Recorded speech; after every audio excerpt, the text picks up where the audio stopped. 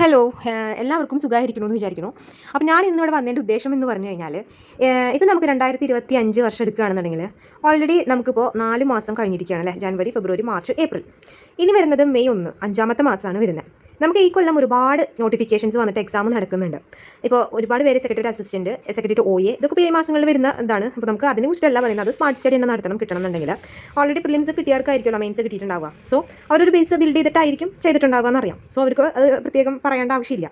പക്ഷേ ഇതൊന്നും പെടാത്ത കുറച്ച് ബിഗിനേഴ്സ് ഉണ്ട്, കുറച്ച് പഠിച്ച് ഒന്നിലെത്താത്തവരുണ്ട്. അവർക്ക് വേണ്ടിയാണ് ഞാൻ ഈ വീഡിയോ ചെയ്യുന്നത്. അപ്പോൾ ഞാൻ ചെയ്യുന്നത് മെയ് 1 മുതൽ നമുക്ക് ഇനി കളയാൻ ടൈമില്ല. അസിസ്റ്റൻറ്റ് സെയിൽസ്മാൻ, ഗുരുവായൂർ LD, അതുപോലെ തന്നെ അങ്ങനെ ഒരുപാട് പോസ്റ്റുകൾ ഇനിയിപ്പോൾ VFA വിളിക്കുന്നൊക്കെ പറയുന്നുണ്ട്.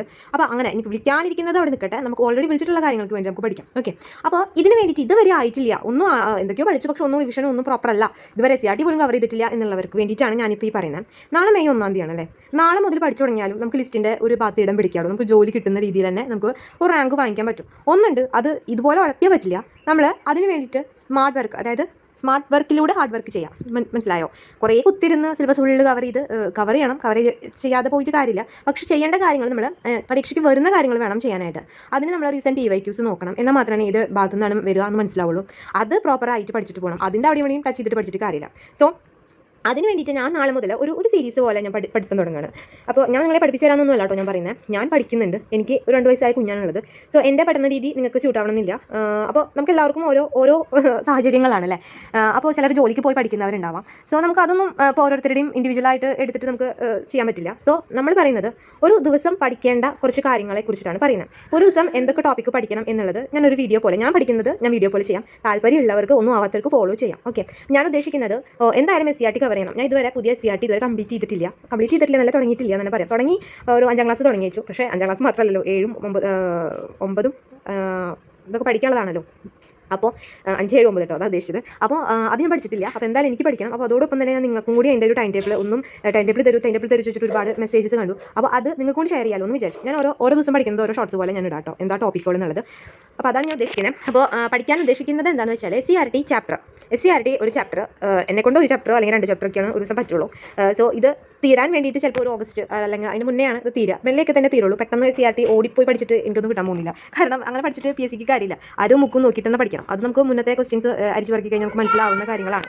പിന്നെ എൻ്റെ സബ്ജക്റ്റ് കമ്പ്യൂട്ടർ ആയതുകൊണ്ട് തന്നെ എനിക്ക് ഈ സോഷ്യലൊക്കെ പഠിച്ചെടുക്കുക എന്ന് പറഞ്ഞാൽ കുറച്ച് ബുദ്ധിമുട്ടുള്ള കാര്യമാണ്. സോ ഞാനൊരു 1-2 ചാപ്റ്ററാണ് മാക്സിമം ഒരു ദിവസം കവർ ചെയ്യാൻ പറ്റുള്ളൂ എനിക്ക്.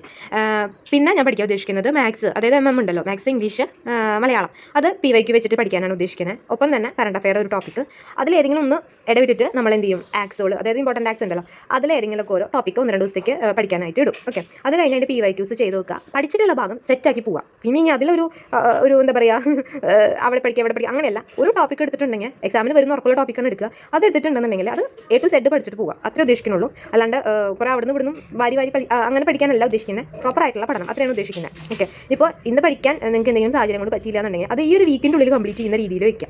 ഓരോ ദിവസം നമ്മൾ ഓരോ ടൈം ടേബിൾ ഇടും. അപ്പോൾ അത് ഇപ്പോൾ ഇന്നത്തെ ചൊവ്വാഴ്ച ടൈം ടേബിൾ പഠിക്കാൻ പറ്റില്ല എന്നുണ്ടെങ്കിൽ ഞായറാഴ്ചയ്ക്ക് മുന്നേ റിവിഷൻ വെക്കുമല്ലോ, ഞായറാഴ്ച എന്തായാലും അതിന് മുന്നേ എല്ലാം കംപ്ലീറ്റ് ചെയ്തു നമുക്കൊരു ഉറപ്പ് കൊടുക്കുക. നമ്മളെ പറ്റിക്കാൻ നിന്നിട്ട് കാര്യമില്ല. കാരണം നമ്മൾ എവിടെ എത്തില്ല. നമുക്ക് മറ്റുള്ളവരെ പറ്റിക്കാം, പക്ഷേ നമ്മളെ തന്നെ പറ്റിച്ചാൽ നമുക്ക് ഈ ജീവിതത്തിൽ എവിടെ എത്താൻ പോകുന്നില്ല. എന്തായാലും നമ്മൾ ഇതിന് ഇറങ്ങി പുറപ്പെട്ടു. അപ്പോൾ അതിൻ്റെ പിന്നാലെ അങ്ങോട്ട് പോവുക. അത്രേ ചെയ്യാൻ പറ്റുള്ളൂ. അത് കിട്ടിയിട്ടില്ല എന്ന സത്യത്തിൽ നാണക്കേടൊന്നുമില്ല. എന്നാൽ കൂടി നമുക്ക് നമ്മളോട് തന്നെയുള്ള ഒരു എന്താ പറയുക, ഒരു ഇത് എനിക്ക് പേഴ്സണലി ഉണ്ട് കേട്ടോ. അങ്ങനെ നിൽക്കുന്നുണ്ടോ എന്ന് എനിക്കറിയില്ല.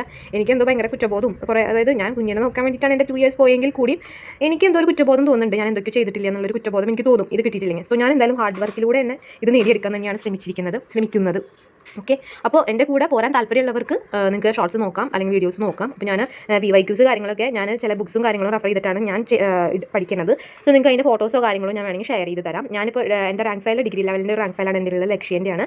അത് പഠിച്ചിട്ട് അങ്ങനെ കോൺസ്റ്റിറ്റ്യൂഷനൊക്കെ ഞാൻ അത്യാവശ്യം പഠിച്ച് വെച്ചിട്ടുണ്ട്. അതിൻ്റെ പോയി തന്നെ മോൾ പിടിച്ച് വെച്ചിട്ടൊക്കെയാണ്. പിന്നെ PYQ ഇംഗ്ലീഷിൻ്റെ ഒരു ലക്ഷ്യൻ്റെ PYQ ഉണ്ട്. മലയാളത്തിൽ നമ്മുടെ ലളിതം പബ്ലിക്കേഷൻ്റെ ഞാനൊരു ബുക്ക് ഉണ്ട്, എൻ്റെ ഉണ്ട്. പിന്നെ SCRTക്ക് വേണ്ടിയിട്ട് ഞാൻ പുതിയ SCRT എഴുതാൻ വേണ്ടിയിട്ടാണ് കേട്ടോ. ഞാൻ സയൻസ് ഓൾറെഡി ഞാൻ 5-ാം ക്ലാസ് ഞാൻ പറഞ്ഞല്ലോ, അതിൻ്റെ നോട്ട്സും കാര്യങ്ങളൊക്കെ ഞാൻ ഷോർട്ട് നോട്ട്സ് പോലെ എഴുതി വെച്ച് തുടങ്ങിയിട്ടുണ്ട്. ആദ്യത്തെ ചാപ്റ്റർ 5th സ്റ്റാൻഡേർഡ് കാണുമെന്ന് അറിയില്ല. 1st, 2nd, 3rd, 4th chapter എഴുതിക്കൊണ്ടിരിക്കുകയാണ്. അങ്ങനെ ഫുൾ എഴുതല്ല, ഞാൻ ആദ്യമൊക്കെ ഞാൻ അങ്ങനെ എഴുതുന്നു. പിന്നെ ഷോർട്ടായിട്ട് തന്നെ എഴുതാമെന്ന് വിചാരിച്ചു. അങ്ങനെയാണ് സയൻസ് പോകുന്നത്. ഇനി സോഷ്യൽ ഞാൻ ചെയ്യുന്നത് ഷോർട്ടായിട്ട് തന്നെ, ഫുള്ളൊന്നും എഴുതാൻ നിൽക്കണ്ട കേട്ടോ. എല്ലാത്തിൻ്റെയും ബുക്ക് മേടിച്ചിട്ട് കാശ് കളയാനും നിൽക്കണ്ട. പറ്റുന്ന രീതിയിൽ നമുക്ക് ഷോർട്ട് നോട്ട് എഴുതി പോവാം. പിന്നെ ഞാൻ പറഞ്ഞല്ലോ, സോഷ്യൽ ഞാൻ ഈ ബുക്കിലാണ് എഴുതാൻ ഉദ്ദേശിക്കുന്നത്. ഷോർട്ടാക്കി തന്നെ എഴുതുക കേട്ടോ. പിന്നെ പറയാനുള്ളത്, ഈ ഒരു ബുക്കിൽ ഞാൻ ഡെയിലി അതായത് മെയ് 1 മുതൽ ഏതൊക്കെ ടോപ്പിക്കാണ് പഠിക്കണേ എന്നുള്ള ടോപ്പിക്കിൻ്റെ പേര് എഴുതി വയ്ക്കുക, കംപ്ലീറ്റഡ് ആയ ടിക്ക് ഇടുക. അങ്ങനെയാണ് ഉദ്ദേശിക്കുന്നത് ഈ ഒരു ബുക്കിൽ. പിന്നെ എൻ്റെ ഉള്ളത് PYQൻ്റെ ഒരു ബുക്കാണ്. ഇത് ഓൾറെഡി ഞാൻ ഇതിലെ വീഡിയോ ചെയ്തിട്ടുണ്ട്. ഇപ്പോൾ ഒരാൾ പറഞ്ഞിരുന്നു അതിൻ്റെ കൂടുതലായിട്ടുള്ള എക്സ്പ്ലനേഷൻ വേണമെന്ന്. ഞാനൊരു വീഡിയോ പോലെ ചെയ്യാം. നിങ്ങൾക്ക് വേണമെങ്കിൽ അതിൻ്റെ ഓരോ പോർഷൻസ് ഞാൻ വീഡിയോയ്ക്ക് ഇട്ട് തരാം കേട്ടോ. നിങ്ങൾക്ക് പഠിക്കാൻ എളുപ്പത്തിന്. പിന്നെ എൻ്റെ ഹോട്ട് ടോപ്പിക്സും ഞാൻ പറഞ്ഞുതരാം. ഇതൊക്കെ എൻ്റെ മാത്സ് ഒക്കെ ഞാൻ എഴുതി വെച്ചിട്ടുള്ളതാണ്. ജെറിൻ സാറിൻ്റെ ക്ലാസ് ഒന്ന് എഴുതി വെച്ചിട്ടുള്ള നോട്ട്സാണ്. ഇതെൻ്റെ PSCയുടെ ഒരു ടെക്സ്റ്റ്, അതായത് പഴയ CRT പഠിക്കാൻ ഉപയോഗിച്ച ടെക്സ്റ്റാണ്. പിന്നെ കോൺസ്റ്റിറ്റ്യൂഷൻ്റെ ഇമ്പോർട്ടൻറ്റ് ആക്ട്സിൻ്റെ ഒരു നോട്ടാണ്. ഇത്രയൊക്കെയാണ് ഉള്ളത്. അപ്പോൾ ഒന്നുമില്ല, നാളെ മുതൽ പഠിക്കാനായിട്ടാണ് തുനിഞ്ഞിറങ്ങാം കേട്ടോ. എല്ലാവരും കിട്ടുന്ന ടൈമൊക്കെ പഠിക്കുക, PDF ഒക്കെ വായിക്കുക, കിട്ടുന്ന ടൈം പഠിക്കുക. ഓക്കെ, മാക്സിമം പഠിക്കുക, വരുന്ന ക്വസ്റ്റ്യൻസ് നോക്കി പഠിക്കുക. കുറേ വായി വലിച്ച് പഠിക്കാതെ കൂടുതൽ റിവിഷൻ കൊടുക്കുക. അങ്ങനെയുള്ള കാര്യങ്ങളൊക്കെ ഒന്ന് ശ്രദ്ധിക്കുക. അപ്പോൾ നിങ്ങൾക്ക് എന്തായാലും ഒരു കോൺഫിഡൻസ് എന്തായാലും വരും, അത് ഷുവറാണ്. ഞാൻ പഠിക്കുന്ന ടോപ്പിക്സ് ഞാൻ ഷോർട്സ് പോലെ ഇടാം. വേണ്ടവർക്ക് അത് ഫോളോ ചെയ്യാം. അല്ലെങ്കിൽ നിങ്ങളുടേതായ രീതിയിൽ നാളെ എന്തായാലും ഒരു ടൈം ടേബിളൊക്കെ സെറ്റ് ചെയ്ത് പഠിക്കാം. അത്രേ പറയാനുള്ളൂ. അപ്പോൾ എല്ലാവർക്കും എല്ലാം വിചാരിച്ച പോലെ നടക്കട്ടെ. എന്തായാലും നല്ലൊരു ജോലിയിൽ എല്ലാവർക്കും കയറാൻ പറ്റട്ടെ എന്ന് വിശ്വസിക്കുന്നു, എന്ന് പ്രാർത്ഥിക്കുന്നു. അത്രയൊക്കെ ഉള്ളൂ. അപ്പോൾ ബൈ.